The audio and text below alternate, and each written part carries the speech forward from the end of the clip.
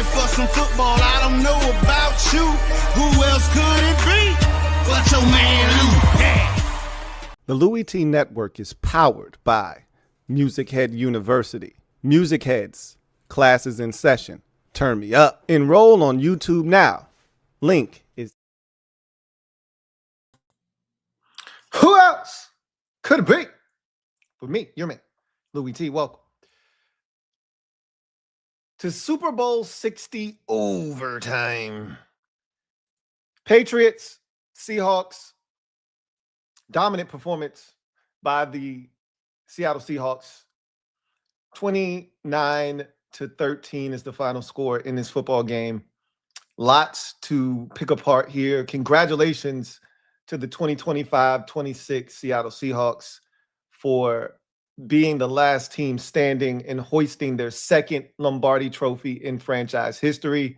John Schneider has done a magnificent job of constructing that team. They rolled the dice on Sam Darnold in the offseason. A lot of people mocked them, looked at them funny. They got the last laugh. Shout out to Sam Darnold, man. You know, I've been one of the biggest Sam Darnold. I've been one of the biggest Sam Darnold detractors. I've beat up Sam Darnold like a punching bag, like a piñata over the years, and a lot of it warranted with his play. But this is, we love a good redemption story, and this is as good as it gets. From a top 5 pick to a guy that was discarded, has been on 5 different NFL teams, wasn't appreciated in Minnesota, and obviously they drafted a first-round quarterback, so the writing was on the wall there. But after doing what he did for them last year, the way the season ended, he wasn't appreciated there. And you heard Justin Jefferson come out and say if we had Sam Darnold, the season wouldn't have gone the way that it went this year for the Minnesota Vikings. They're talking about potentially going and getting Kirk Cousins. So they didn't appreciate him the way they probably should have in Minnesota. Goes to Seattle and does the exact same thing he did in Minnesota last year in the regular season, except in the postseason, he took his game to another level. Another night where he does not turn the football over. And yes, there were some throws early in the game that you could perceive them as some dangerous, we'll put those in air quote, throws. But all in all, he protected the football.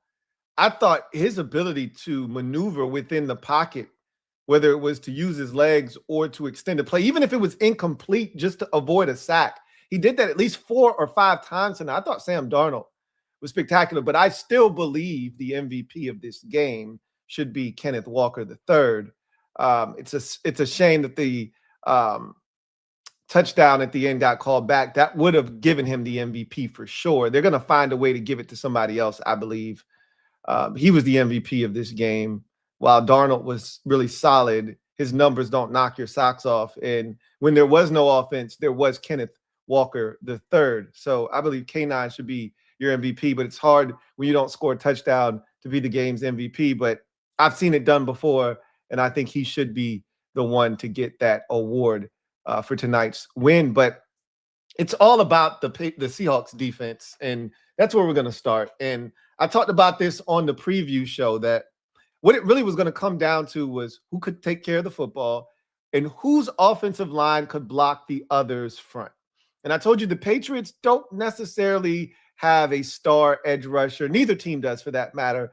But the Seahawks have a more aggressive front, and the Patriots' offensive line isn't what you would consider a dominant group. They leave a lot to be desired, especially the left side of that offensive line. And I talked about the rookie, tackle they took, Will Campbell out of LSU. He's been getting manhandled the entire postseason. He got manhandled again tonight. That left side struggled mightily with the 2 rookies, but the offensive line in general struggled, and their struggles bled on to Drake May, who just looked flustered and scared, and he was seeing ghosts. In a game where he was playing against Sam seeing ghosts Darnold, he was the guy seeing ghosts coincidentally enough, tonight. And it was because of this Seahawks defense. And I love Devin Witherspoon. They blitzed him at least 7 times tonight, minimum 7 times tonight.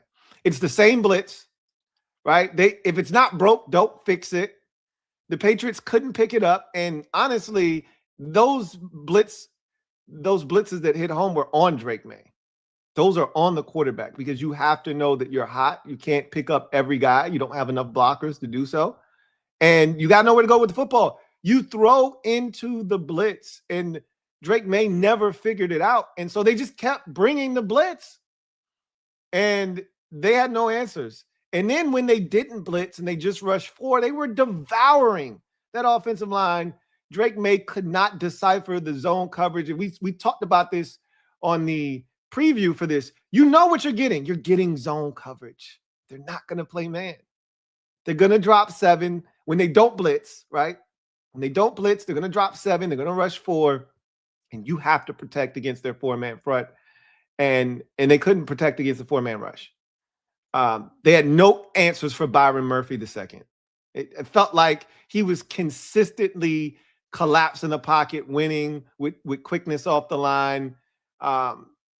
They couldn't block Hall off the edge. He was a menace and a terror. I think he had at least 2 sacks tonight. Murphy had at least 2 sacks. DeMarcus Lawrence was a problem up front. Boye Mafe came in and he gave them some extra juice off the bench. They just couldn't block this group. Uchenna Nwosu had the pick 6. He was a problem when he blitzed. They had no answers for what the Seahawks were doing. And it's a testament to Mike Macdonald, what he has brought to Seattle. This defense was a handful last year when this team just missed out on the postseason.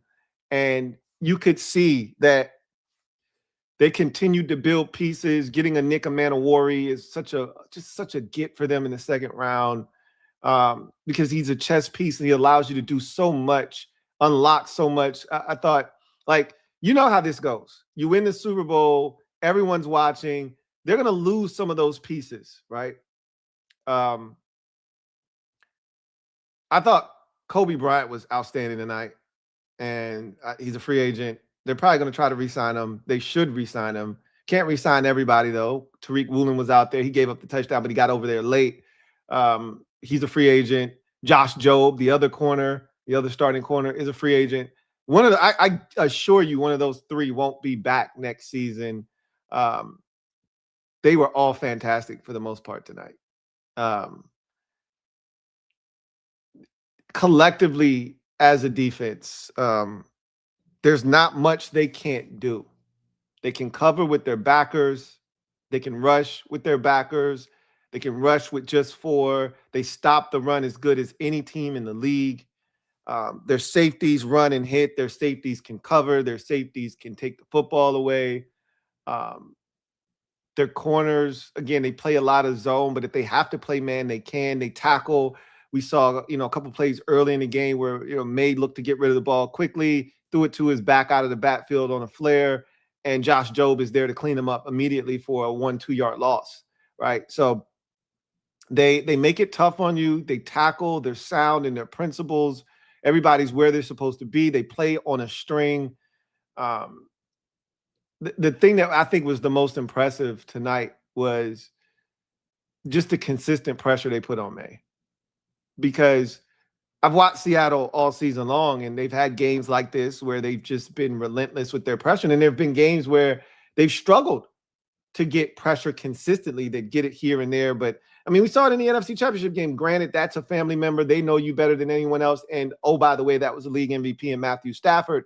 This was the runner-up in the MVP voting in Drake May, and they made him look pedestrian tonight. That's putting it mildly.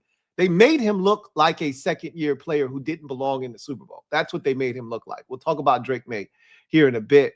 But to the victors go the spoils. Mike Macdonald has established himself as one of the premier defensive minds in football. And now, on top of that, because he had already established that last year, after being in Baltimore and showing that he could coach defense, coming over last year and turning around Seattle, really make, and I say turning around Seattle using that loosely. They weren't a bad franchise. They had just made the playoffs, not too long before he got there. But he got here, and no one had any expectations for them. And they were within, a game of making the postseason last year, and the defense was really good last year. And then this year, the defense was even better, and now they win the Super Bowl. He not only has established himself as one of the best defensive minds in football, he's now established himself as one of the best head coaches in the entire National Football League. At just 38 years young, he is the third youngest coach in NFL history to win a Super Bowl. And this might not be his last time making a venture into the granddaddy of them all. I mean, his second year to do it this way, they were dominant defensively. They sacked Drake May, I think, 6 times. They took one of the sacks back, the one that the Uchenna Nwosu picked 6 because it wasn't a fumble. It was an interception, so it's not a sack. And I think they had another sack, but it was ultimately negated by a penalty. They, I think, had like a hands to the face or something like that. So then they ended up with 6 sacks, 3 forced turnovers, 1 to the crib. At one point, when the Uchenna Nwosu pick 6 was ruled initially a fumble sack, they had surrendered 7 points and had 7 sacks, which is just insane, right?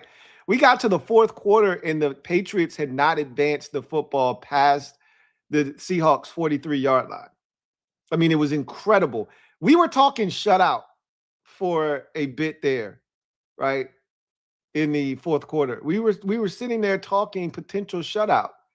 We've never seen one in Super Bowl history, and then a football game sort of broke out there. A couple possessions in a row of touchdowns, one by each team.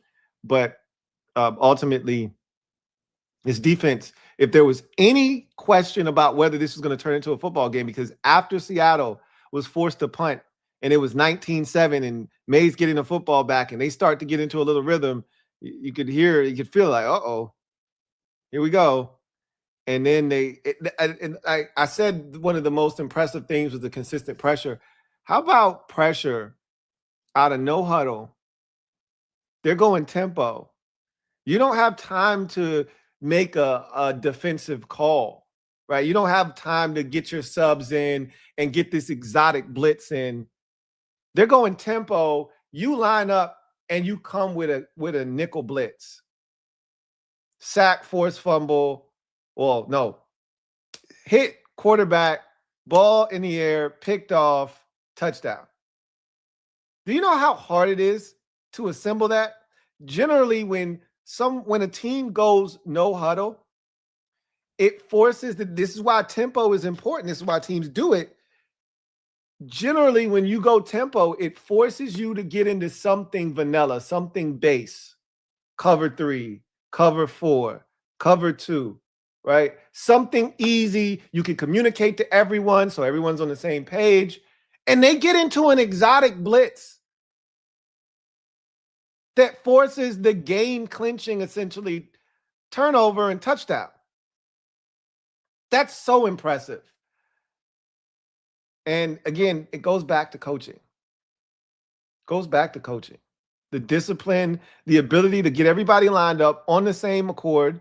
Because honestly, Drake May wasn't seeing the field well. Because to me, that wasn't that hard of a blitz to decipher and, adjust to what you're seeing.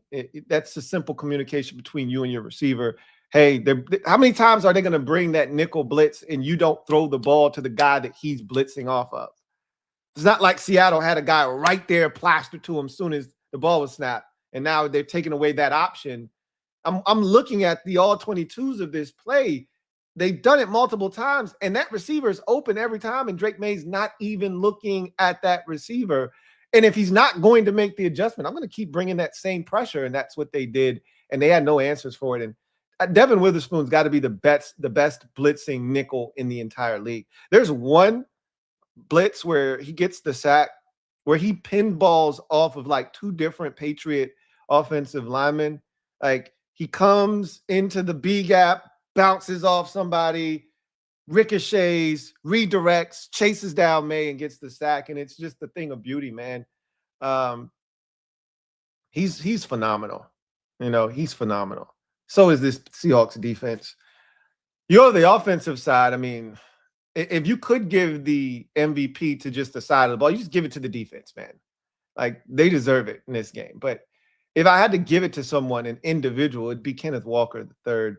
Well, he was phenomenal in this game, especially in the first half. He had 94 yards rushing at halftime. Had some really big runs that set up those field goal attempts in the first half when the two teams were struggling to put the ball in the end zone. He was the one consistent offensive threat for either side in the first half of the game.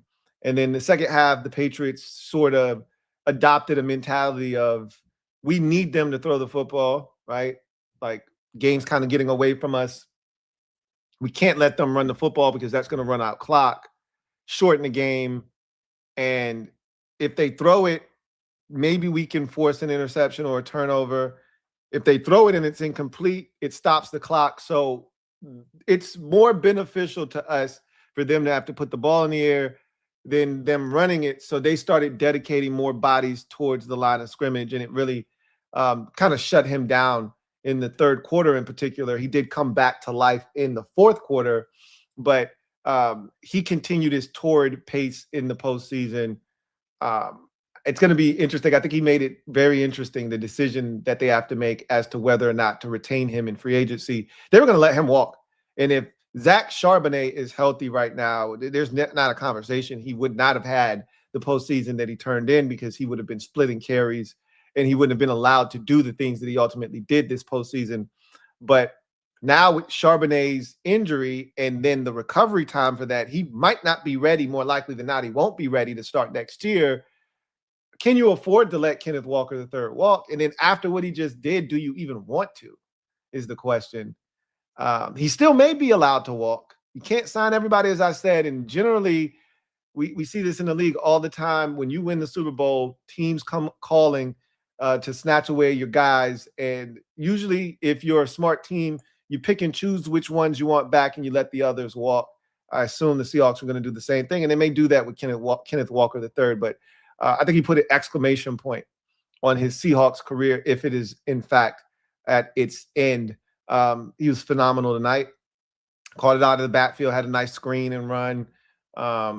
He rushed for over 130 yards in this game. I think he ended up with 140 maybe. When we got to the end, he almost broke the one. It's a shame that they got called back. That would have been the exclamation point for sure. And he would have been your MVP with over 170 yards rushing, a touchdown. There would have been no denying him at that point. It's amazing that the Seahawks were able to be as successful as they were tonight without Jackson Smith and Jigba really being the catalyst. It was Cooper Kupp who really was the focal point of the offense, because they were focusing in on taking away Jackson Smith and Jigba. Cooper Kupp, and we talked about this yesterday, right? Chicken or the egg, which one is better? We talked about an elite pass rusher or an elite corner, and the analytics people will tell you it's the corner because he can erase the other team's best target. We saw Gonzo practically do that tonight with Jackson Smith and Jigba. We'll get to him a little bit later on, but it was Cooper Kupp. It was Barner, AJ Barner, who was the first score of the game in terms of a touchdown. It was Shaheed, making some play, because he generally does not touch the football offensively other than some sort of gadget play. They did take a vertical shot to him, and there was a shot. There was a chance there late to put it away when the Patriots came with zero, blitz. There was also another chance for Njigba early in the game where they pretty much turned him loose. Darnold made a hell of a play to get away, and I talked about Darnold using his legs and extending plays throughout the course of this game. He did it on that particular snap, but he could not, hook up with Njigba. If he does there, JSN is going to walk into the end zone for about a 75, 80-yard touchdown. Instead, they had to punt. But it was a collective effort, by this Seahawks offense. Everybody chipped in, did their part. Darnold took care of the football. The numbers aren't gaudy, right? The completion percentage is hovering somewhere around 50%. The yardage isn't going to knock your socks off. With the most important, he only threw for 1 touchdown pass, but the most important number in there is that second one when you get to the passing statistics. And that's the interception number, and it's 0. And I said if he didn't turn it over, there's no way Seattle loses this game. They're the better team. Their defense is better. Their special teams is better. How about can we give some love to Michael Dixon, please? Can we golly.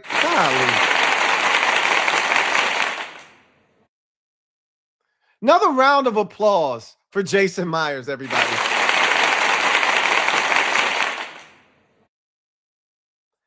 You talk about special teams. You talk about, and I talked about how dominant Seattle's special teams was. These are 2 good special teams, but I said Seattle has the advantage on defense. They have the advantage on special teams. And if they can win offense by simply not turning the ball over, they're going to win this game. And they took care of the football. Darnold did. He did it again. Took care of the football again. And they were the better team. And I said the team that comes out of the NFC, I told you yesterday, and I've said this. I said this after the games 2 weeks ago. The NFC Championship game was the Super Bowl. That was the Super Bowl. Didn't matter who came out of the AFC. I was confident that the winner of Rams Seahawks was going to win the Super Bowl because that was the best team in football. One of those 2 teams to me was the best team in football. And Seattle came out victorious, and so I felt like they were going to win the Super Bowl. I did think the game would be a lot closer than it ultimately was. And it was. The defense for the Patriots did their job. The score is not reflective of how they played today. Milton Williams, Gonzo, are you kidding me? Those guys were outstanding tonight. They got 0 help from the offense, which we'll get to in a second. But shout out to Sam Darnold, man. There's not enough words to describe how happy I am for him. I've shitted on Sam Darnold for years. And even up until yesterday, I still was having a tough time giving him credit. Like, at any moment, he's going to let me down. At any moment, he's going to turn it over and revert back to the Sam Darnold that we've all come to know and abhor. But he never did that. Maybe he's figured it out. Maybe he's finally turned that corner. And I always tell you that guys mature at a different rate of speed, and not everybody matures at the same time. And you don't know when they're going to figure it out. But when they do, if the talent is there, this is what can happen. And Sam Darnold will forever be a Super Bowl champion. And who knows what the trajectory? He's still young. That's the crazy part. Feels like Sam Darnold has been in the league for 15 years and he's 33 years old. Sam Darnold is still in his 20s. He was a puppy when he came in the league. I think he was 21 when he was drafted. He was super young. He's bounced around. He's been in the league for like 7-8 years. He's still in his 20s. You can still build a franchise around Sam Darnold. And that's what the Seahawks may be prepared to do. And he could get them back here again with this defense. Are you kidding me? They may not be done. We'll see. He led the NFL in turnovers this year, but when it mattered the most in the postseason, he took care of the football. And that is why the Seattle Seahawks won the Vince Lombardi Trophy for the 2025-26 season. Because Sam Darnold took care of the football. When they lost games this season, he was the culprit. The defense and special teams kept them in every ball game. And when they lost games this season, it's because Sam Darnold turned it over. Well, he didn't turn it over tonight. He didn't turn it over 2 weeks ago. He didn't turn it over the week before that. And that's why we're sitting here talking about the Seattle Seahawks as the Super Bowl champions. Shout out to Sam Darnold for getting it done. And you're just so happy for a lot of these guys, man. You're so happy for a number of these guys. And again, I can't say enough about the special teams unit of the Seattle Seahawks. Jason Myers set the NFL record for the most points scored by kicker in the Super Bowl with 17, I believe, 5 field goals, 2 extra points. He also set the record for the most field goals made in an NFL Super Bowl with 5. The previous record was 4. So he was spectacular. Michael Dixon, I can't say enough about him. Wow. That last punt, are you effing kidding me? They send an all-out pressure to get after you, right? An all-out rush to try to block the punt. You just got to get it off. He didn't just get it off. He angles it, coffin corner style, right? Like that's a lost art first and foremost. Most kickers can't do that anymore. There's only a select few that can actually angle the ball without it going out of bounds prematurely. And it dribbles down inside the 5. His second punt of the night down inside the 5. His hang time was ridiculous tonight. There were very few returns. He was outstanding.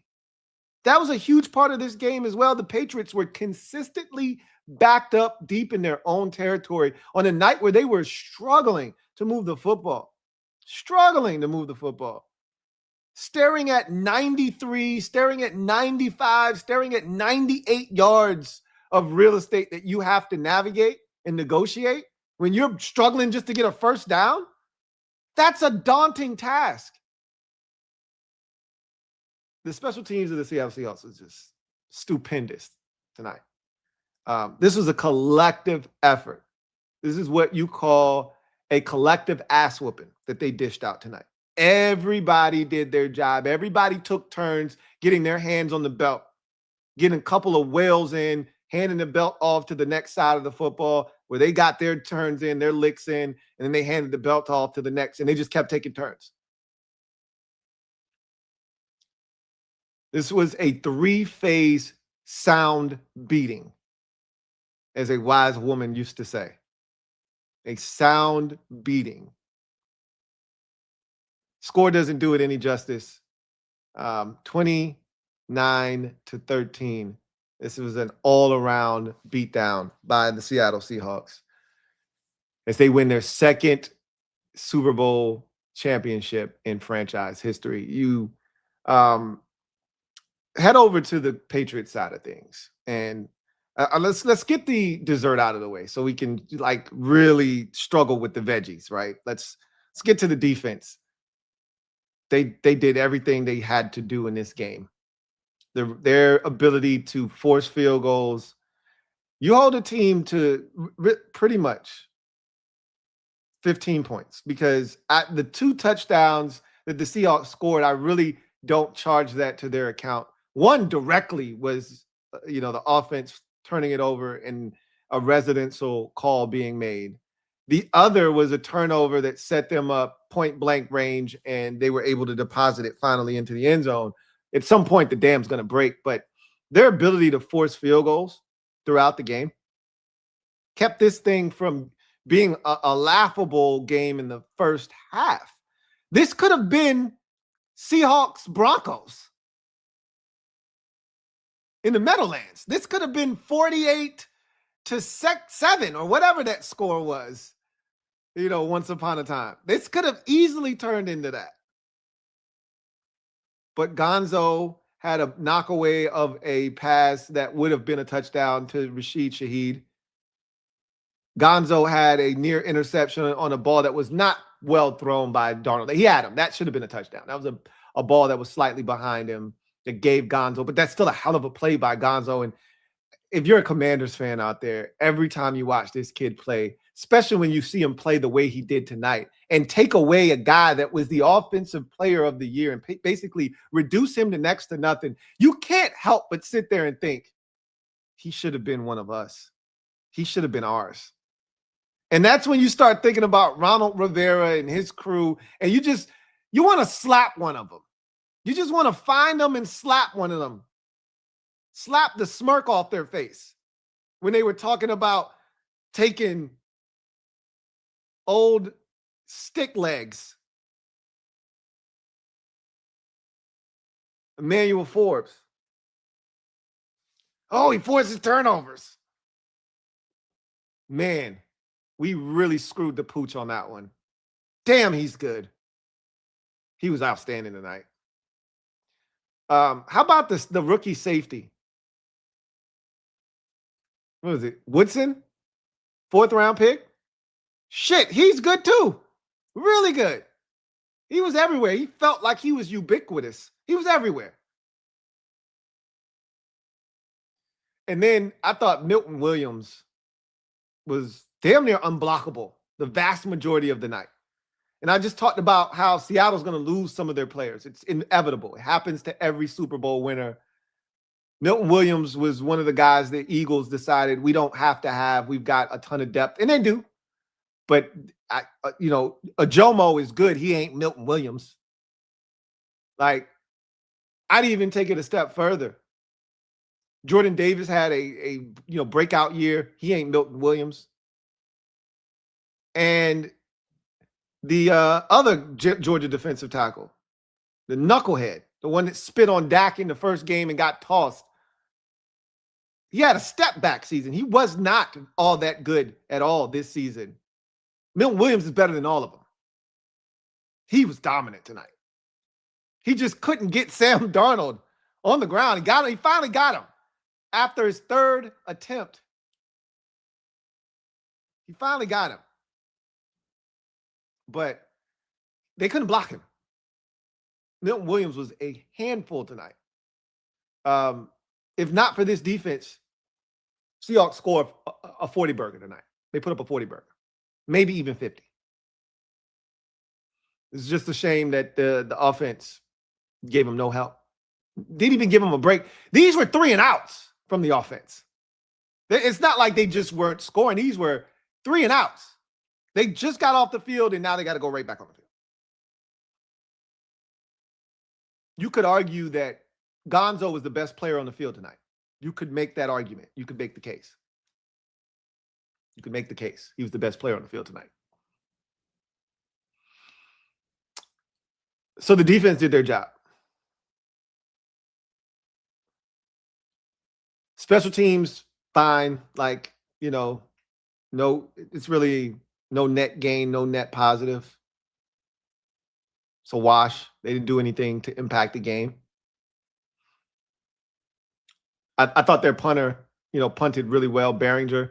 A lot of hang time, didn't give Shaheed a chance. So if you want to, give them any kind of credit, that'd be it, right? Their coverage unit was down there. Schooler, like he has been all season, Brandon Schooler was down there, forcing fair catches all night. But it's the offense. Golly, Drake May, goodness sake. We got to talk about Drake May. Jesus. He was awful tonight. I mean, and I often have to remind myself of this with Drake May when it comes to Drake May.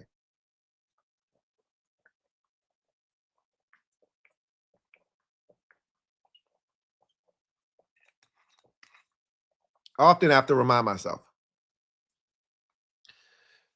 that he's a second-year player because it's easy to forget. He led the league in completion percentage at 72% this year. So highly accurate. He was second in the MVP voting, the closest MVP voting we've seen since 2003. Stafford had 24 first place votes. He had 23.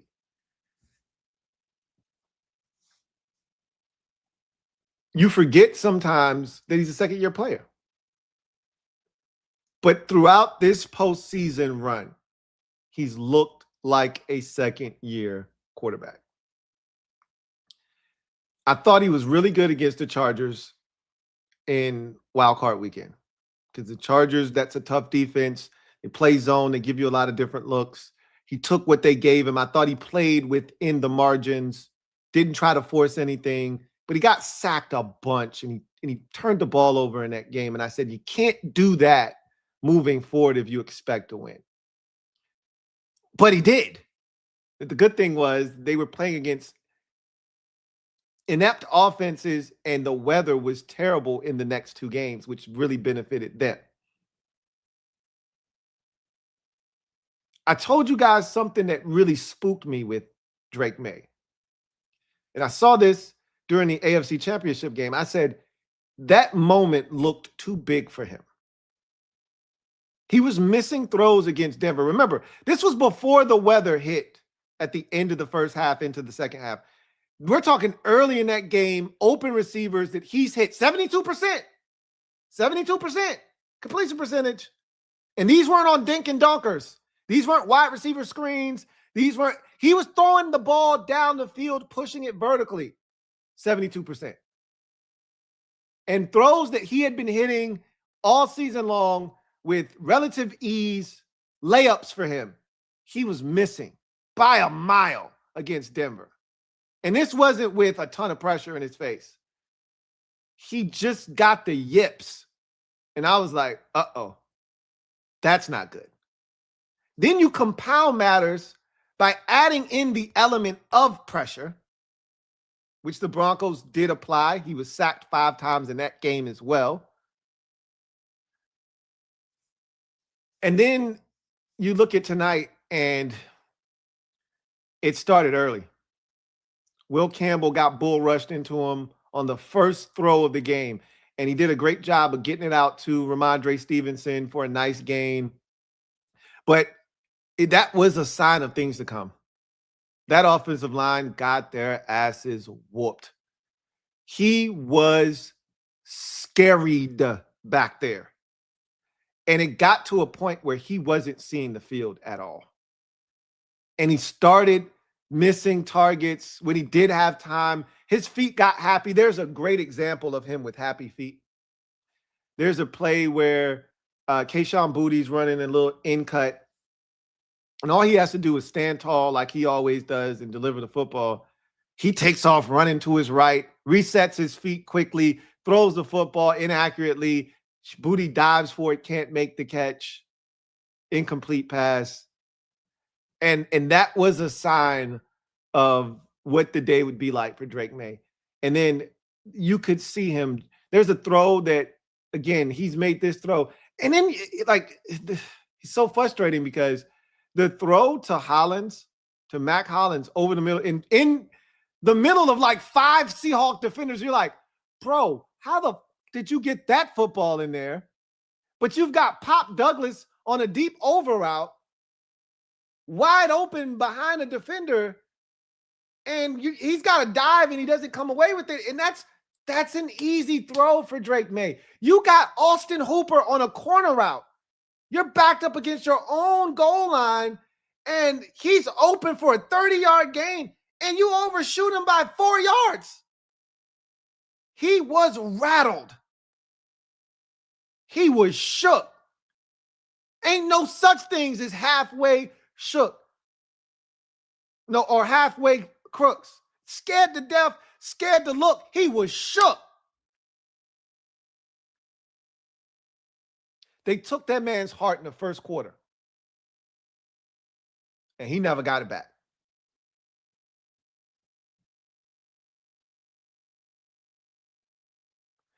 He could have been on the Wizard of Oz. He could have been the Scarecrow. He could have been the Lion. Because they took his courage. He needed to go find the courage. He needed to go find his heart. They took both from him in the first quarter, and he ain't getting neither one of them shits back. He was rattled. But you got to remember, this is a second-year quarterback, man. And Drake May's one of the youngest quarterbacks in the NFL right now. He's a puppy. Not to make any excuses for him. Not making any excuses for him. But you have to acknowledge this is a second year. There's so much he hasn't seen. And, you get to thinking about the run, and we talked about, the regular season. Look, man, we got it. It has to be said. You played the Jets twice. You played the Dolphins twice. You played the Browns. You played the Raiders. You played the Titans. I could keep going on and on. You played the Bengals. Like, he took advantage, as he should have. Played the Saints. The Falcons. They were actually pretty good on defense. the Bucks, the Panthers. He took advantage of a schedule that allowed him to get his shit off. Defenses that weren't that good. He took advantage, and that's what you're supposed to do. But look, when you get to the postseason, ain't no Jets, ain't no Dolphins.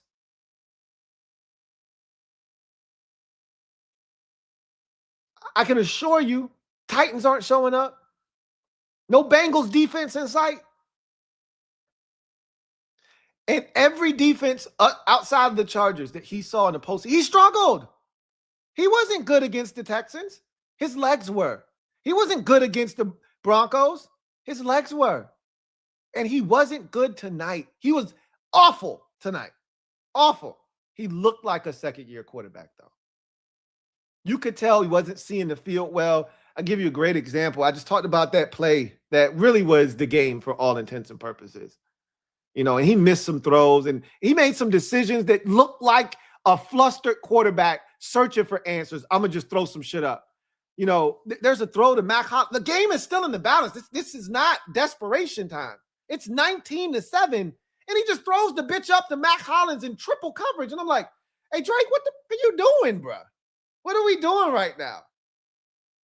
There's 9 minutes to go in this game. You got plenty of time. What are you doing?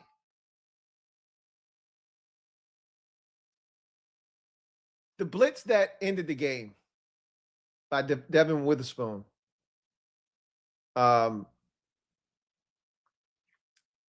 He comes off of the nickel, which off the slot. Stephon Diggs, I would like to see him just turn around, hook up, run an out route, something that makes it easy. Don't run up the field towards the defender that's ultimately trying to take you away, which is the backer. You know, but May has to see that and make some kind of signal to Diggs. They got to get on the same page. Like, hey, if he comes, just look back, bro. I'm throwing it to you immediately. But when you're in your second year, you don't see everything. You know, some of these pressures tonight, he has to know I'm responsible for the unblocked defender. Right? We got 5 in protection because we're empty set. They're bringing 6. I'm hot. I got to get rid of it. Or we got 6. They're bringing 7. I got to get rid of it. Or he's got to make sure that it's being picked up correctly. Or get it out of your hands. Either way, he's got to, like, as much as I want to kill Josh McDaniels, because I don't think this was a great game plan. Too much drop back. Too much Drake May back there patting the ball, burping the baby. Get rid of this shit, right? Where was the wide receiver screen? Where was the slant? Where were the plays that were supposed to discourage Seattle from bringing pressure? That's how you beat the blitz. Ball coming out quick. They blitz from the right. The ball should go to the right. Right behind the blitz. Right where it's coming from. Throw into the blitz. That's the weakness. They never did that. They never exploited that, but that's Drake May. He wasn't even looking on that side of the field half the time when he got pressure.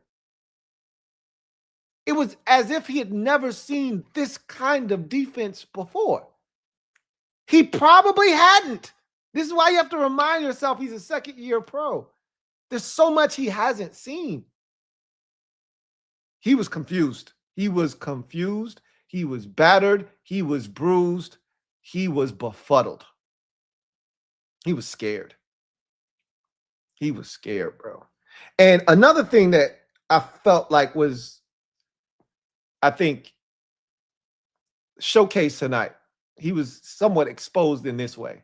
Drake May isn't very elusive. He's athletic. And if you give him a crease, he'll run. Like, he's the best A-B gap, quarterback scrambler in the league right now. He gets a crease up front, he'll take off and run. But he doesn't elude rushers. Like, Sam Darnold isn't a scrambler, but his ability to make guys miss in that phone booth tonight was huge. It took a drive that would have been dead had he been sacked on 2nd and 6. and making it 3rd and 3rd, because both teams were giving up on 3rd and long. How many times did we see draws and handoffs on 3rd and 8, 3rd and 12? Like, F it. I'm not going to let my quarterback be put in a position where he's turning this bitch over on 3rd and long. We just going to hand this bitch off. How many times do we see that tonight? A ton. So Sam Darnold's ability on 2nd and 6 to avoid Milton Williams and run or dump it off or throw it into the dirt or throw it out of bounds to survive a bad play. And in one instance, take off and run and get like 14. Drake May isn't doing that. He's not making anybody miss. He's running in the lineman. He's curling up in the fetal position, bracing for contact, knowing he's going to get hit, not even trying to get away. His ball security is terrible. That fumble tonight shouldn't have happened. And he's one of these guys that instead of him trying to put the ball away, throw it away, get away, he'll still try to throw the ball as he's getting hit. And if you see a lot of his fumbles, it's him trying to throw the football as he's getting hit.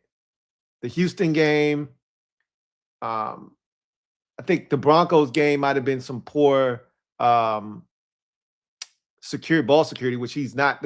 That was one of the knocks him coming out of North Carolina. Is he had poor ball security, right? You could force him to fumble. He would put the ball on the ground, and you saw it again tonight, right?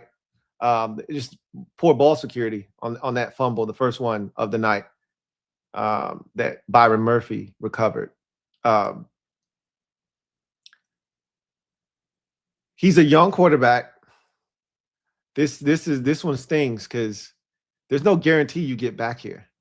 He could be Dan Marino all over again. 2nd year, make it to the Super Bowl. Oh shit, this is easy. Almost won league MVP. I'll be back. You never make it back. And this was the best opportunity, to be honest with you, because you couldn't have had the path to the Super Bowl paved for you any better than it was this year. It won't be like this again. You won't get a Mahomes-less, Jackson-less, Burrow-less playoffs again. I can assure you of that. You won't get that again. And then Josh Allen with a supporting cast that's less than stellar. I assure you, one of those 4 will be in the postseason, and you will have to see one of them from here on out. I guarantee you that. Not saying that you won't win, but it's not going to be C.J. Stroud, Justin Herbert, and what's the name of the damn Broncos quarterback? I forget the name of the quarterback that they had to start in the championship game. I actually like him too. I can't think of his name, but it won't get any easier than that. It won't get any easier than that. He was awful tonight. He was awful. We got to call a spade a spade. He was awful tonight. Offensive line was awful tonight. They never gave him a shot, but Drake May didn't give himself a shot either. He didn't give himself a shot. And I think he set the record for the most time sacked in a postseason. Burrow had the record at 19. I think he shattered it tonight. I think he was sacked 20 times this postseason, which would make sense because on average, he was getting sacked about 5 times a game. You played 4 games. You do the math at home, right? You slept at a Holiday Inn last night. You can do the math. So, Jarrett Stidham, thank you. It was a night that Drake May will never forget because he missed throws. You know, he missed open receivers. He was harassed. He turned it over. He did the thing he couldn't do. This is a really good Seahawks defense, and he had to play well for them to have a shot. They weren't the better team. I said this yesterday. I said, if we're being honest, the Patriots don't belong here. They don't. But their defense is good enough, and because of that, they'll have a shot.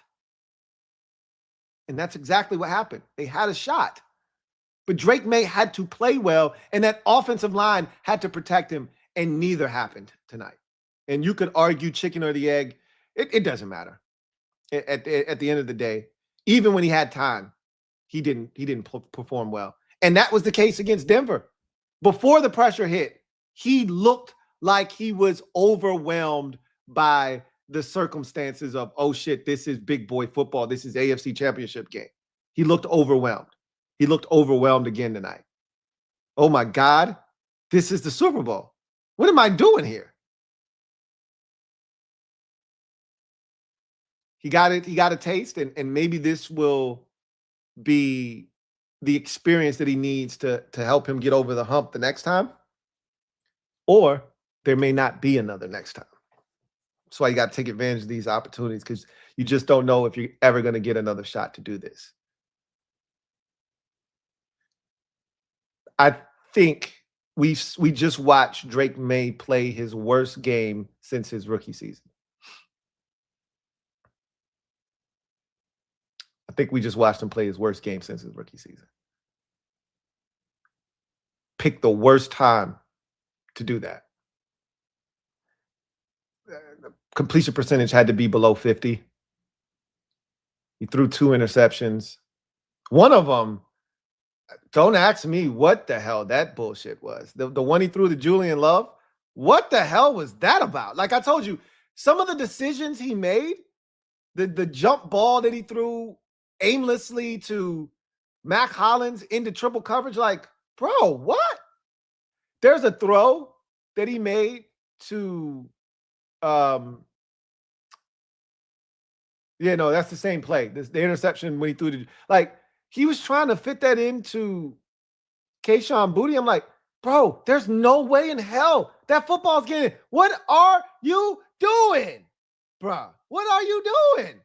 Or as a wise man used to ask us, son, what are you doing?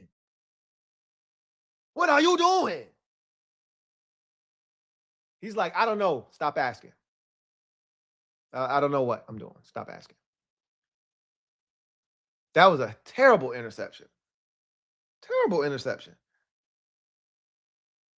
2 interceptions and a fumble. Below 50% completion percentage. Sacked 6 times. Indecisive. Don't know where to go with the football. Not seeing the field. And you can tell he wasn't seeing the field well at all. There are guys open. I'm watching these guys run their routes, and he's already made up his mind where he's going with the football. There's a third down or a second down throw. You got Stephon Diggs running a shallow cross. There is nobody. The Seahawks have vacated on this shallow cross. It's 3rd down and long. They want you to throw the shallow cross, but it's better than the bullshit he decided to do. Throw it to Mac Hollins on the sidelines into double coverage, out of bounds, with no shot in hell of it being completed. And I was like, take the completion to Diggs underneath and see if he can't break a tackle and get a first down. But he just wasn't seeing the field well, bro. He predetermined throws and decisions. It was the worst I've seen him play since his rookie season. He was bad tonight. But also, I think I mentioned this yesterday. I know I've mentioned this in the past. The Patriots don't have a receiver, though. Like, Diggs is cool. They don't have a dog. Like,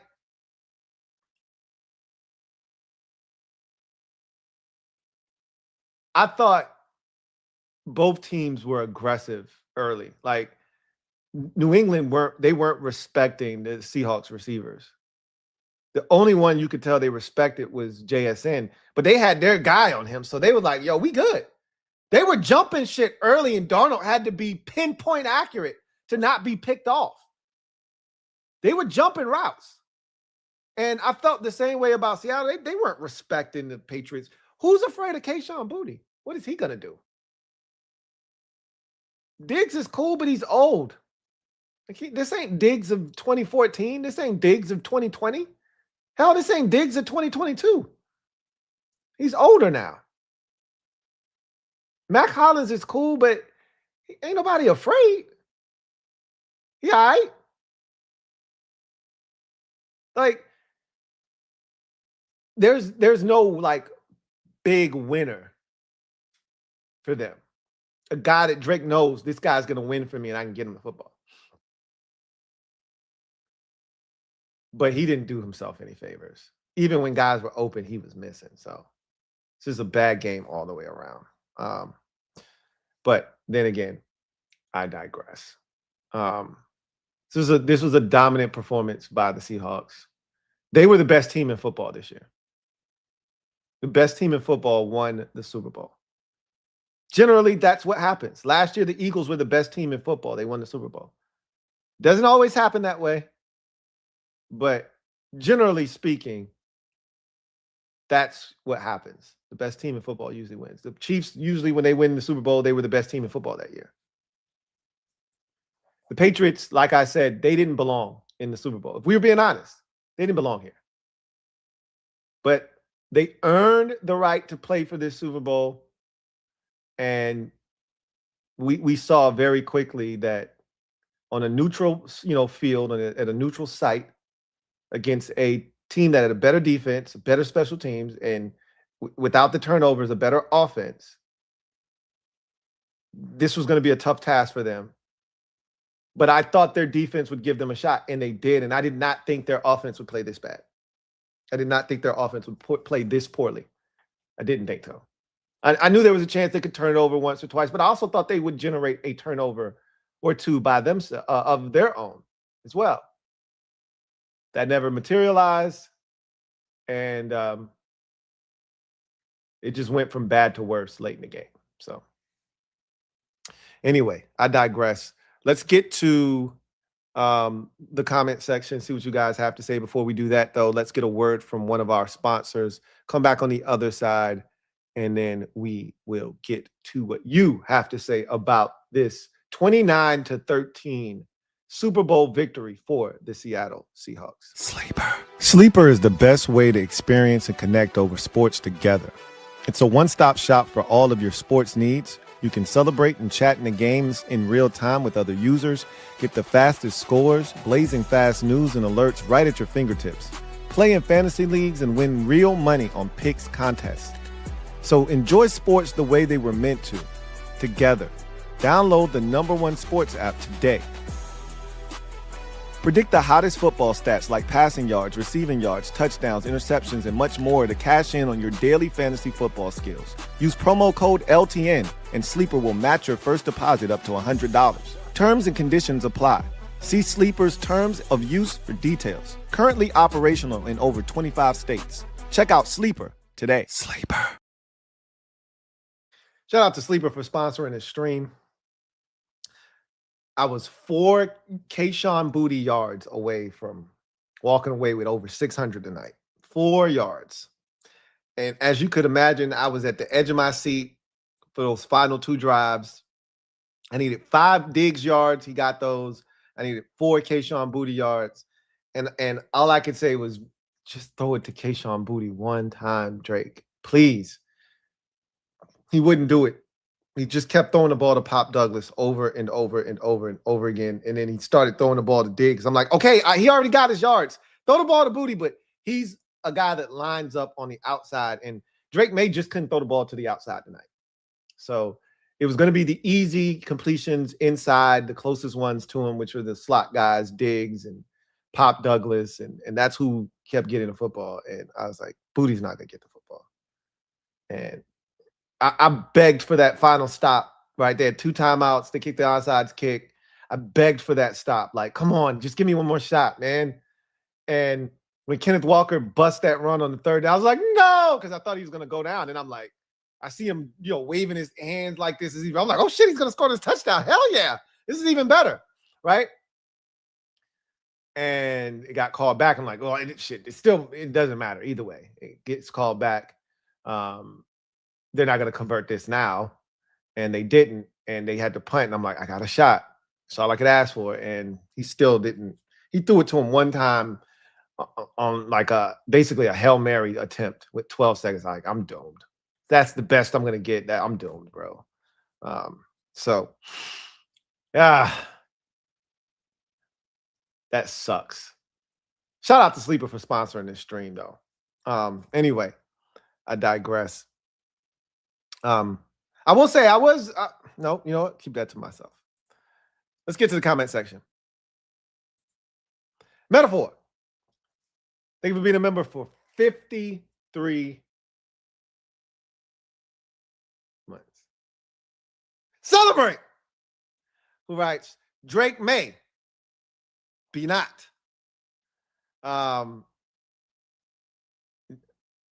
thought you could have gone, I would have gone with Drake May or not, but it's all good. He made it to the Super Bowl. You know how hard it is to make it to the Super Bowl as a second-year quarterback? It's easy to shit on him after the fact, and a lot of you were shitting on him every step of the way because he wasn't playing all that well. But this is a guy that finished second in the MVP voting this year. He played really well. If you're a Patriots fan, yes, you're disappointed tonight.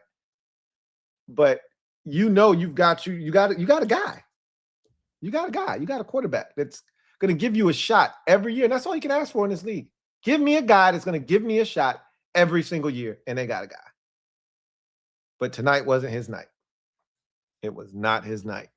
GT7, thank you for the super chat. Greatly appreciate you. Thank you for being a member of the MOBB, who writes, LT, so never a good sign when Morgan Moses is leading the team's pep talk in the first half. Cheers to free agency and the draft. Yeah. Look, Momo, shout out to him for finally making it to the bowl. He was the player in the game that had the longest drought, 191 games, they said, without a Super Bowl appearance. That ended tonight. Good for him. I said, Momo done changed. Sheesh. Momo got a neck tat that comes all the way up around the back of his neck onto the bottom and the base of his head. I was like, wait a minute. When did you get that tat, bro? So Momo done changed. Momo done changed. Yeah, it's off to the draft now in free agency. Absolutely. We put the exclamation point on the season. And yeah, I was eyeballing a few items at the Seattle Seahawks store. I don't know about you, but I was eyeballing a few items over there. I don't know if they're going to put them up for sale or not, but I'm in line waiting to see what else they got in there, man. When they going to open these doors up? See a couple of items that I might have run right over to and see what the price tag on them things are. So I saw a couple of items tonight that I was interested in. Shout out to Momo. Door Gunner, thank you for the super chat. Greatly appreciate you. Thank you for being a member of the MOBB. And I did see this on our quick commercial break that your MVP of Super Bowl 60 was, in fact, Kenneth Walker III. So shout out to K9. Well-deserved.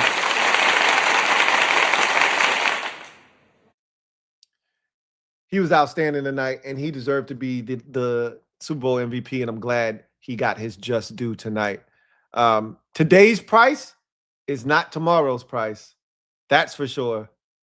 That price tag just went up. But it was going up anyway throughout his postseason run. It was going up anyway.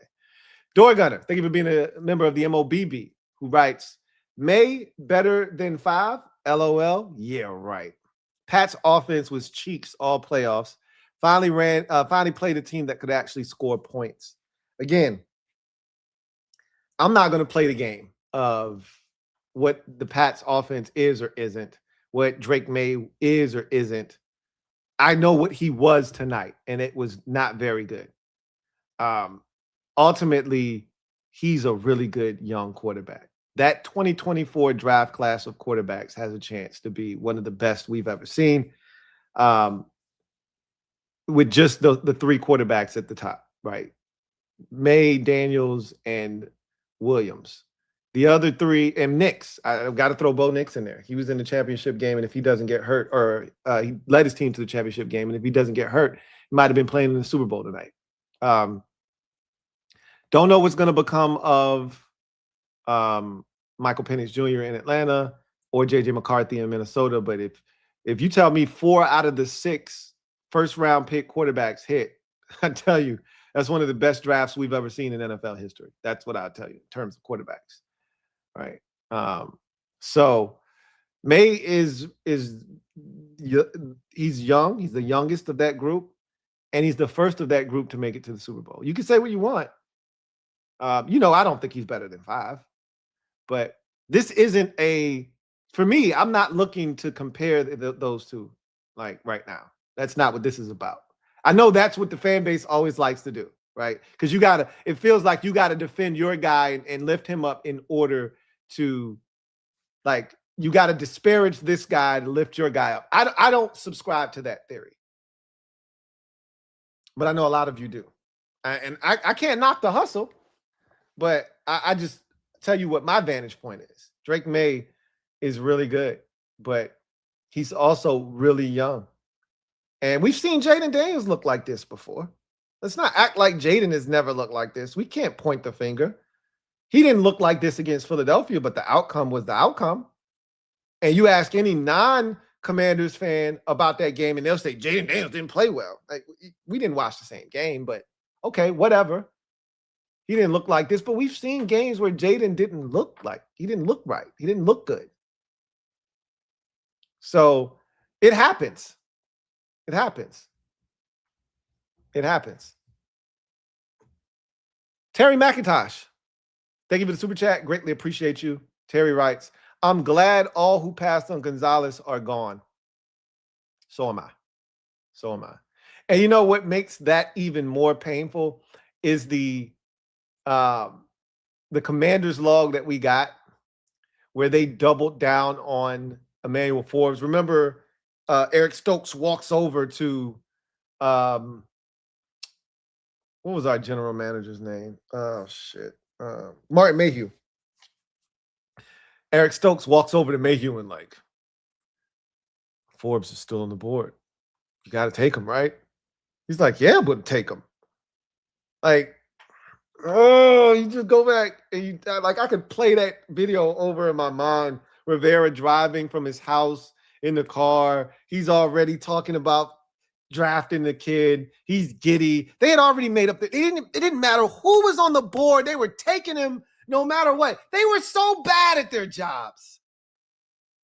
God, we were such an inept franchise.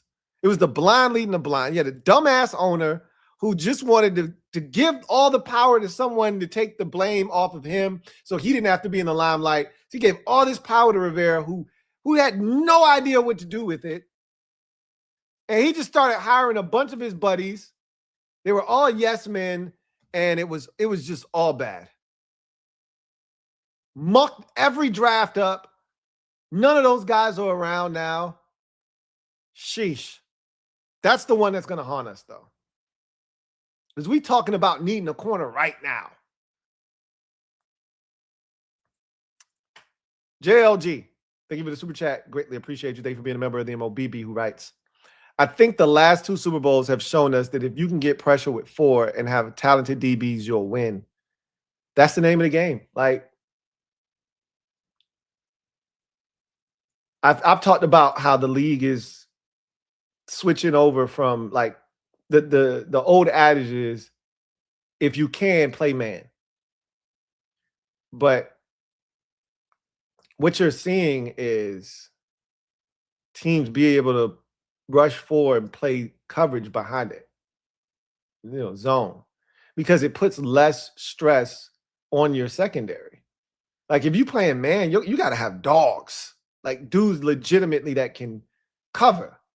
If you playing zone, if everybody's just doing their job, playing on a string, playing it on one accord, you don't have to have the greatest outside cover guys to do that.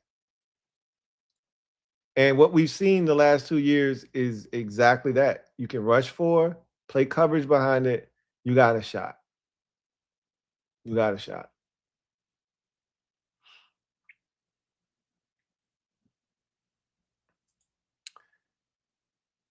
Zingy Coyote, thank you for the super chat. Greatly appreciate you. Writes, Drake May MVP, most vapid player. I've been lurking, Louie. Love your work. I appreciate you.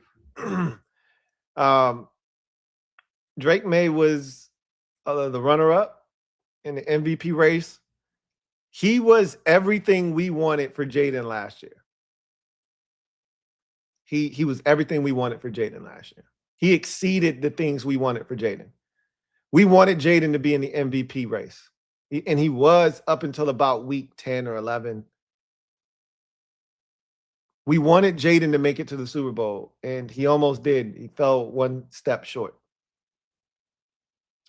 Jaden's season ended a lot like Drake May's did, in blowout fashion, in a game in which, again, I don't think Jaden played poorly. I actually think he played well, gave us a shot.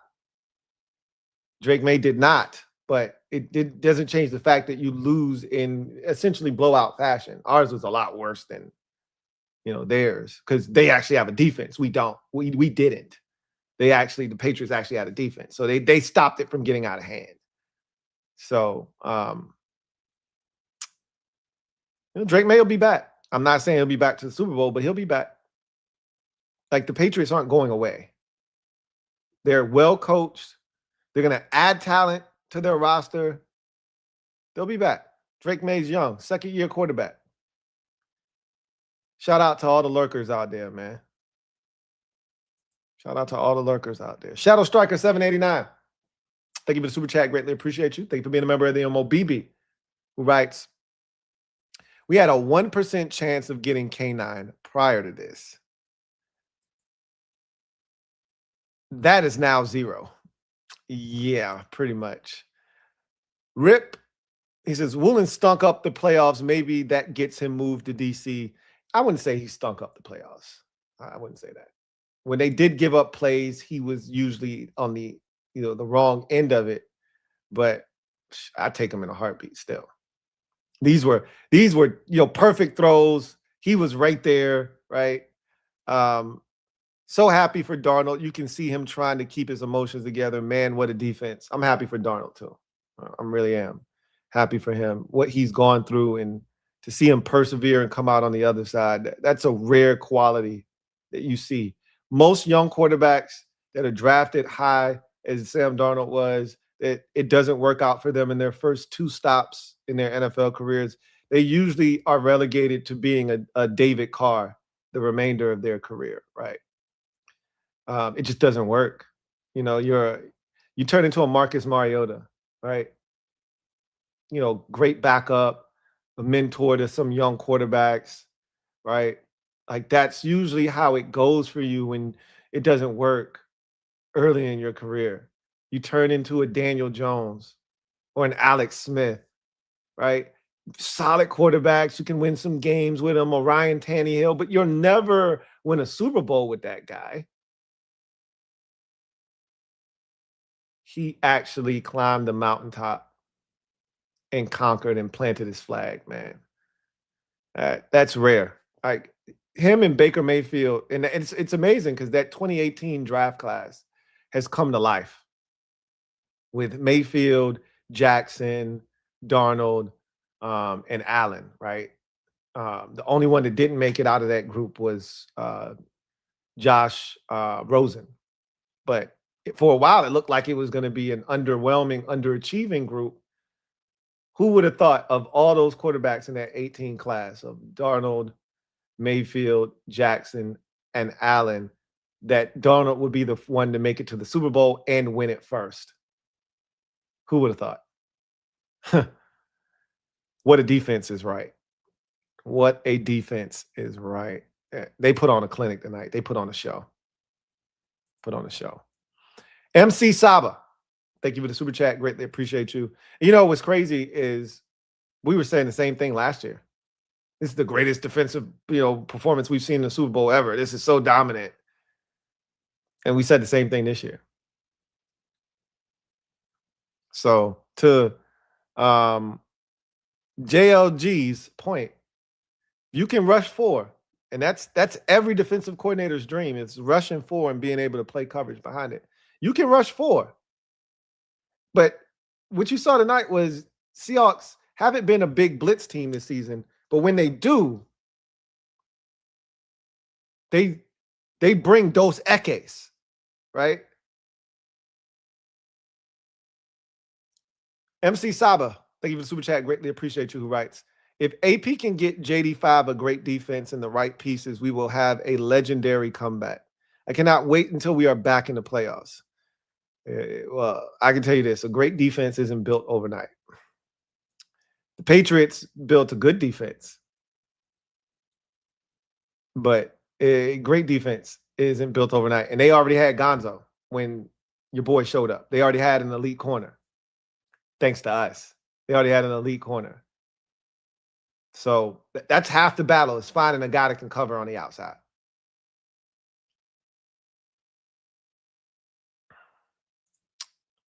Video channel. Thank you for the super chat. Greatly appreciate you.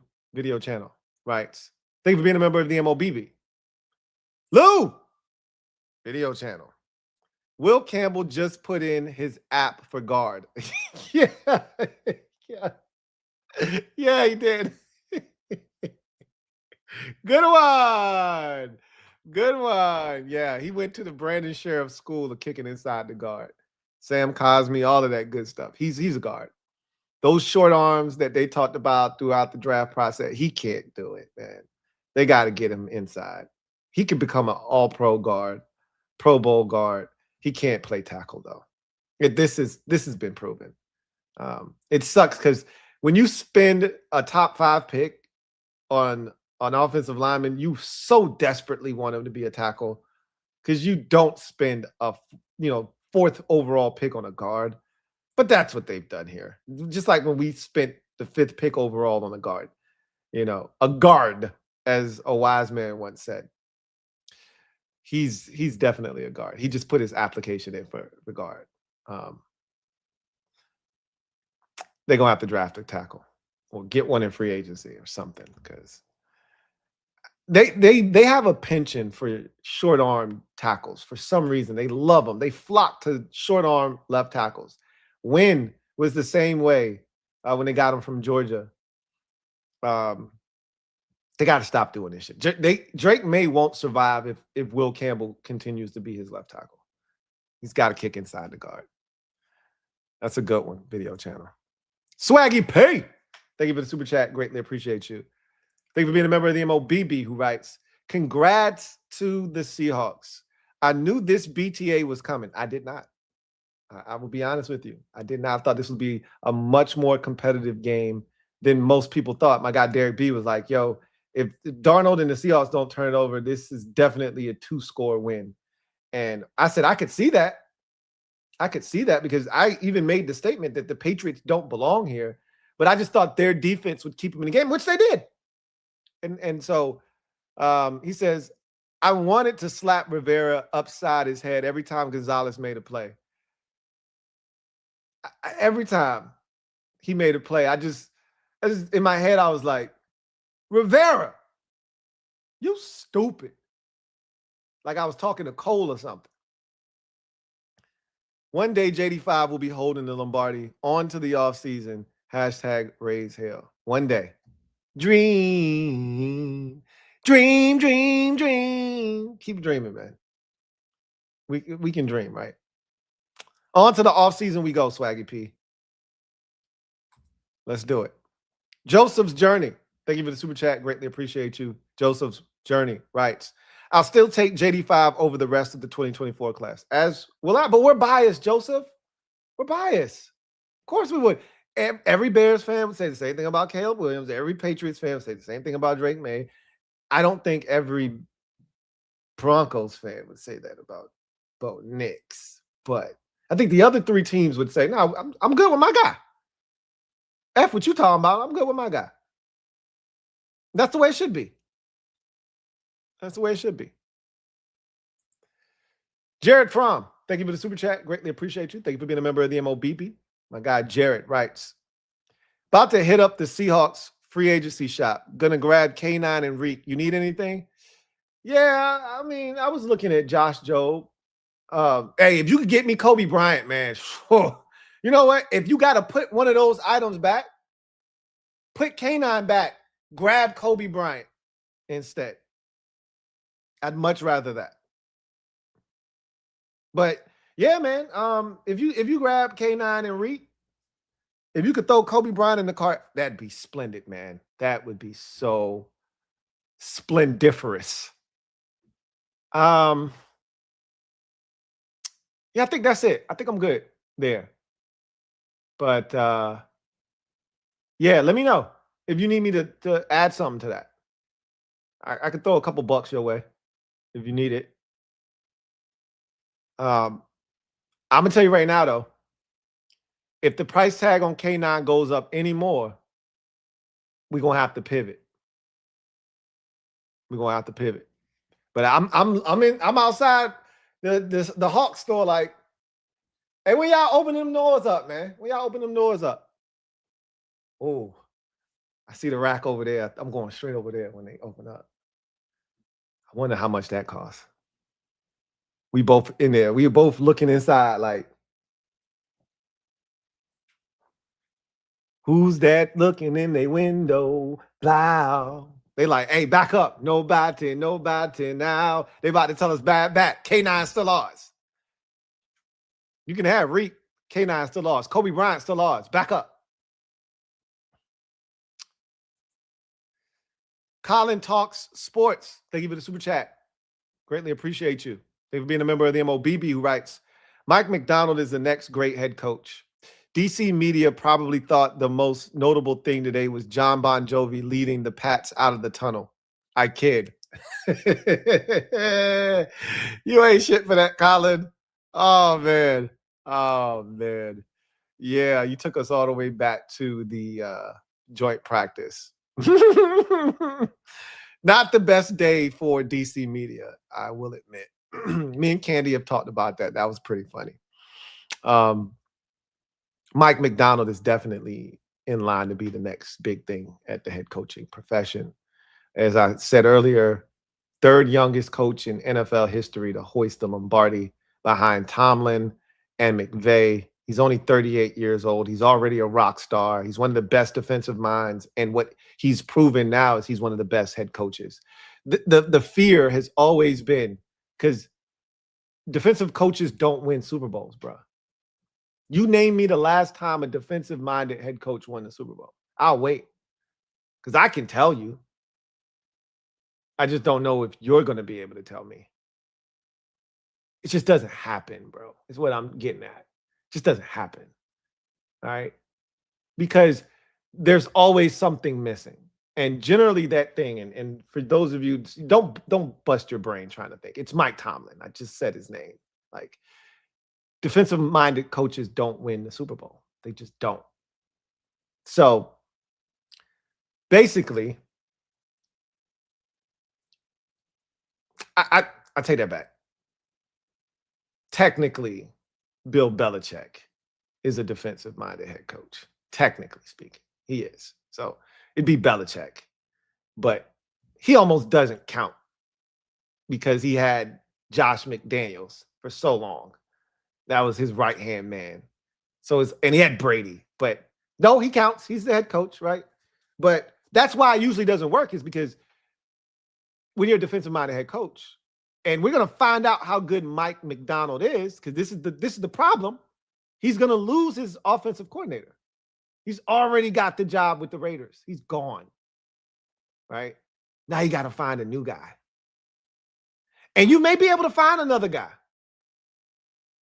But then when that guy leaves, now it gets harder, because you can't keep, McVay can keep finding defensive dudes because the offense is going to stay consistent. Mike Macdonald is going to keep this defense good, but if the offense can't perform, they're not going to win. And that's the challenge. But what he's been able to do in such a short period of time is unheard of as a defensive-minded coach, which is win. And he did it without having the traditional franchise quarterback. They went and got a guy off the street and turned him into a Super Bowl winning quarterback. You know how hard it is to do that? It's damn near impossible. But that just goes to show you the fact that he came in and his first comments to the team were about the NFC Championship game being played at home and what it was going to be like and setting the tone. That's what he told his team to visualize.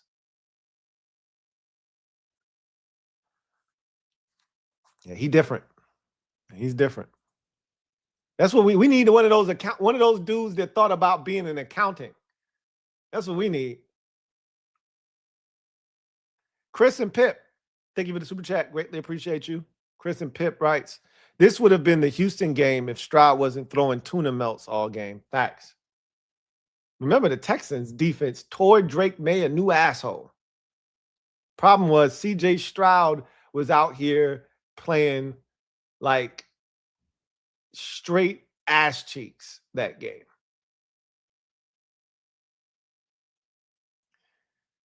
So you're absolutely right. Texans could have definitely won that game. And I talked about the Texans all season. I could have told you what their season was going to look like and how it was going to end. I said, this is a Super Bowl caliber defense. I told you that back in like week 6 or 7, whenever they played Seattle. I said, this is a Super Bowl caliber defense and a wild card weekend offense. And luckily enough for them, they played Pittsburgh in wild card weekend, or else they would have been eliminated in wild card weekend. Any other team in the AFC, they would have lost that game. Andre67 Poggers, thank you for being a member for 48 months. Celebrate! Happy 4-year Annie, my guy. Salute to you. Do a vid on JD5 May, Caleb playoffs and compare. Question mark. I mean, I don't really honestly see the need to do that. All that would be doing is fueling, the fire, fanning flames on a fire that I have no desire to burn. Like, I want to extinguish it, honestly. I got love for all three of these dudes. I make a video like that. You're going to bring out all the Caleb Williams crazies in Chicago. Then you're going to have some of those New England Patriot fans who are butthurt because Drake May didn't play well. And I have no desire for that. You guys love that shit. You eat it up. I'm good. I'm going to talk about all three of these guys. They will forever be connected. Throw Bo Nix in there. Those 4 quarterbacks will always be tied to one another because of their draft class and, the decisions that had to be made. But ultimately, they've all experienced some sort of success. Caleb Williams was incredible this year, known for the comeback. Got his team to the divisional round, almost got him to the championship game. JD got his team to the championship game in his rookie season, won Rookie of the Year. And Drake May got his team to the Super Bowl and almost won league MVP. I mean, they all have done really extraordinary things in such a short period of time. We'll see who will be the first to, win league MVP, who will be the first to win the Super Bowl. They all have playoff victories, Bo Nix included. All of them, played well in the postseason to some extent. Like I said, I thought Drake May's game against the Chargers was really good. Yeah, he got sacked and he turned it over. But I thought he played well. He took what the Chargers gave him. Caleb Williams, he made some mistakes. Obviously, the interception he threw in overtime against the Rams, that one stings because it was unnecessary. And they probably win the game if he doesn't do that. But they're not even in that game if he doesn't do the things he did, to get him there. He did some extraordinary things. So did Jaden Daniels, right? That whole run that year was all Jaden Daniels. He's the only one that did it without a defense. Bo Nix has a really good defense. Caleb Williams has one that at least creates turnovers. Drake May has a really good defense. Jaden Daniels has nothing. And that's the thing, that if you are looking to elevate 5, that's your argument. That's the foundation and the basis for which your argument exists. You can build off of that if you like, but that's where you start, right? But all of them have playoff victories. So shout out to that 2024 draft class. Shadow Striker 789. Thank you for the super chat. Greatly appreciate you. Double up. Thank you for doubling up. Who writes, oh yeah, by the way, Commander Tag is real. After what James Pierce just did, we might not take Bailey. Falcons traded a first for him. Now career over. Me and Rio were just talking about it. Rio, Ed, and myself were just talking about that. Commander tag is real, man. We joke and we laugh about wanting dogs, and we don't care about off the field behavior. Like, that's the kind of guy that'll get you he'll get you a 10-piece. He had a 10-piece last year. But if that's what comes with a 10-piece, if that's what you got to do to get a 10-piece, I'm good. I'll keep struggling with these Dorrance Armstrongs of the world and hope to, hit lightning in a bottle with a Dante Fowler Jr. I'll keep searching, like Roy Ayers. I keep searching, but that there was rumblings and grumblings about James Pierce's character. And Rio just simply text us, character confirmed. Yeah. So all that shit we like to talk, there's a reason that due diligence has to be done. There's not a Commanders fan that didn't want James Pierce Jr. last year. And if you're sitting here saying you didn't, you're lying. Because we all were like, yeah, we'd take him if he falls. Yep. Well, he didn't fall, so none of that mattered. But if he did, hell, we wanted to take the kid from Marshall, Mike Green. He ain't do shit in Baltimore last year. But we was like, hey, if he falls, let's take him. No, there's a reason you just let these dudes be. There's a reason. As a Raku, like, again, I don't think he's a bad guy, but he got busted for a DUI, right? Like, hey, there's a reason.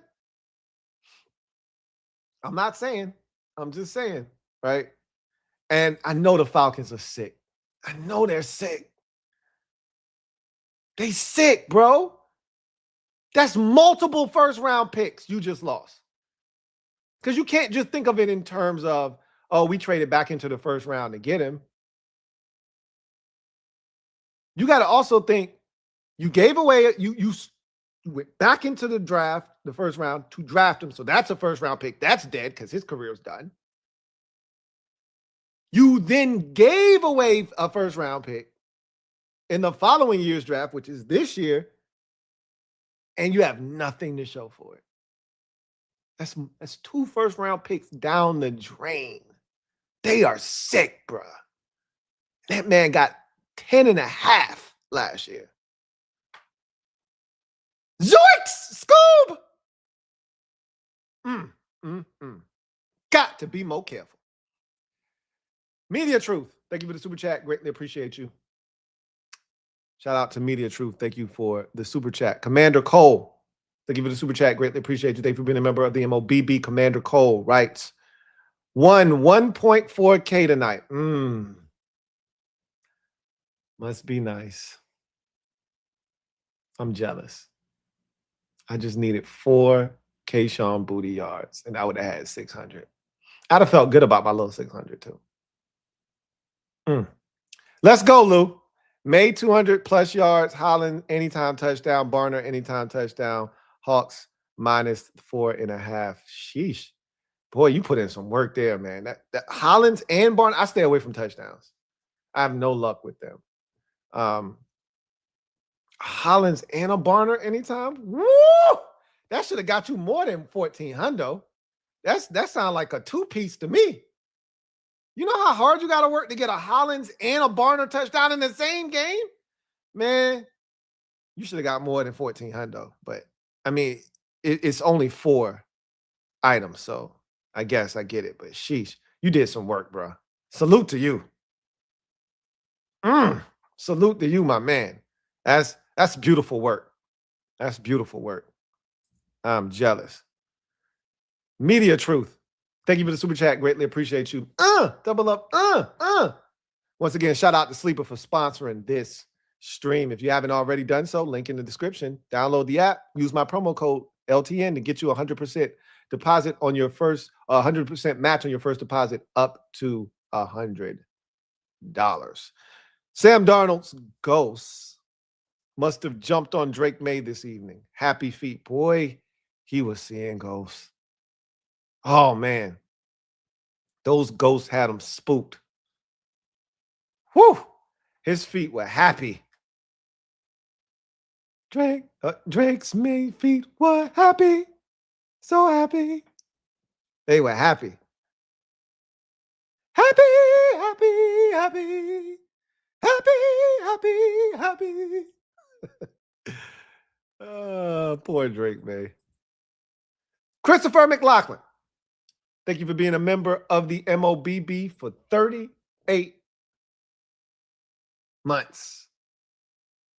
Salute to my guy, C-Mac, who writes, "Hey, Lou, what's up, C-Mac? Hope all is well with you and the family. Likewise, as always. 2 questions. 1, what do you think it will cost to get Kenneth Walker? 4 years, $33 million, or does he get the franchise tag? I don't think they're going to franchise tag him. They're either going to sign him to a long-term deal or he's going to walk. I don't think they're going to franchise tag him at all. 4 years, $33 million. No. I think that was the going rate for free agent running backs 2 off seasons ago when we saw a bunch of guys get $8 million per year. I think Swift got $8 million per that year. There were like 3 or 4 backs that got like $8 million per. That number's got to be north of 8 now. So you put it at roughly 8.25.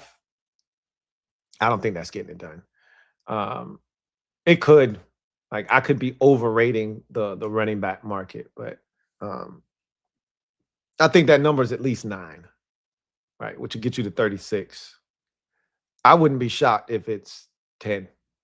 You know, he's so young and he's so dynamic still. 4 for 40. I could see somebody coughing it up, but we know we overrate the running back market. Teams don't like paying running backs. So you might be spot on. It might be 4 for 33 and it might be sub 10 per. It feels like 9 is the base. Like you start at 9 because 2 years ago, everybody was getting 8. This is one of the best running back free agency classes we've seen since that year where Derrick Henry, DeAndre Swift, Josh Jacobs, Tony Pollard. He was another one that got $8 million, I think, per year. All of those guys were free agents that one offseason. Saquon, if I'm not mistaken. So I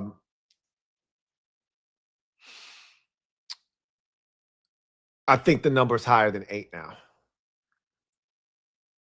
2, how do you rank the NFC teams after Seattle? Top 5. Seattle and the Rams are 1 and 2 for me. I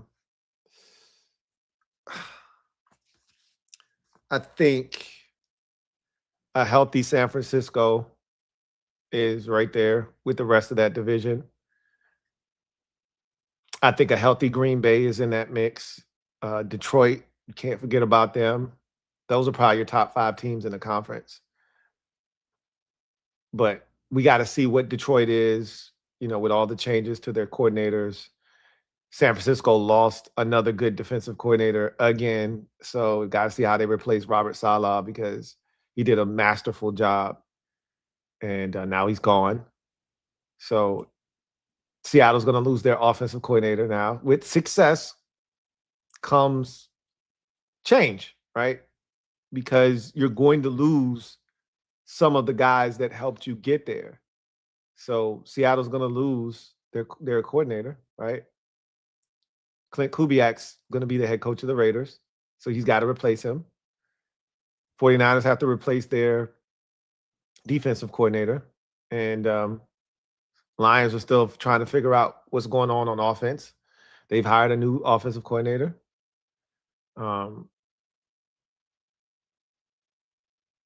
Green Bay just lost their defensive coordinator, Jeff Hafley. So it's a lot of change in the conference. A lot of change. Eagles lost, you know, their offensive coordinator. I shouldn't say lost. Like they fired their offensive coordinator. They don't really know but they lost their offensive line coach. There's a lot going on. AJ Brown, excuse me, wrong color. They be gone, right? So it's a lot of change in the conference. Seattle's your champion. The Rams are going to be back. Stafford's going to be back. He announced at the award show that he would be back next year. So as long as he's healthy, the Rams are in the mix. But I would still put those same teams up there. Seattle 1, Rams 2, 49ers 3, Packers 4, Lions 5. That's probably how I would do it. And then you get to the rest of the teams, the Bears, the Vikings, the Eagles. You put them in whatever order you want after those 5 that I listed. And maybe even Philadelphia should be higher. I got to see it. I'm not buying the Eagles right now, but it's still a very competitive conference. That's for sure. For as good as Seattle is, and their defense is really good. We saw it firsthand. I mean, they dismantled us. They can be beaten. They're not, flawless. So, Chauncey Davis, thank you for the super chat. Greatly appreciate you. Chauncey, thank you for the super chat. Greatly appreciate you. Thank you for being a member of the MOBB. OG, triple OG, writes, what up, Lou? What's up, OG? Tell Pats fans to breathe. They have a QB. He was just overwhelmed tonight. It was evident from the beginning. Long live JD5. Like you always do, you put it very succinctly. I don't need to add anything to that. You got a really good young quarterback, but he was overwhelmed in the championship game. He was overwhelmed tonight. Boom. Done.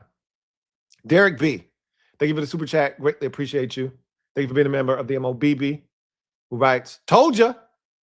Seattle has Sam 3 years, $100 million, but Mrs. B, put some respect. Yeah. No? And I gave you a love already. I don't know if you was here for it, but I definitely said that Derek B said if Seattle don't turn the ball over, this is an easy 2-touchdown victory. That's what you said. You called it yesterday. And it came to fruition. So I made sure I put that out there that everybody knew. Derek B called this. And I told you yesterday, I could see how that could happen. Because I made the statement that the Patriots don't belong here. They earned the right to be in the Super Bowl, but they didn't belong in the Super Bowl. But I still thought the game would be closer because I thought Sam Darnold was going to turn it over. It didn't happen. And you were right. Gearcell, 1. Thank you for the super chat. Greatly appreciate you. Thank you for being a member of the MOBB. My guy Gearcell writes, just shows how sorry the Cardinals are for even bringing in Rivera for a head coach interview. Oh, they're one pathetic loser. No offense. Cardinals, none taken. With his green tea, pepperoni yoga pants with a sizzle peach bacon hoodie. And a yellow soup and loafers. Tragic. Pepperoni. Green tea pepperoni is wild. That combination is nasty. But the sizzle peach bacon hoodie did it for me. That's the cincher right there. That's the closer. The Cardinals they're pathetic for even bringing him in. They tried to sneak that shit in like we weren't going to find out. You brought in who? Oh, man. You grasping at straws, bro. Oh, man. Rivera in for an interview. How funny is that? That's hilarious. Anyway, that puts a bow on the show. And more importantly, that puts a bow on the 2025-26 NFL season. The Seattle Seahawks are your Super Bowl champions in the 60th year of the Super Bowl game itself. What a season it was. Highs, lows, ups, downs, twists, turns. We got some thrillers. This was not one of them. Seahawks dominate this game, basically from the word go. Patriots defense, gave them an opportunity in the game, kept them in there as long as they could, but we went 3 quarters and the Seahawks hadn't allowed the Patriots to advance the ball past their 43-yard line. I mean, it was a clinic. They sacked Drake May 6 times. They forced him to fumble. They picked him off twice, took one of those to the crib, just dismantled a young quarterback and made him doubt himself. He didn't know where the blitz was coming from. He wasn't sure what he was seeing.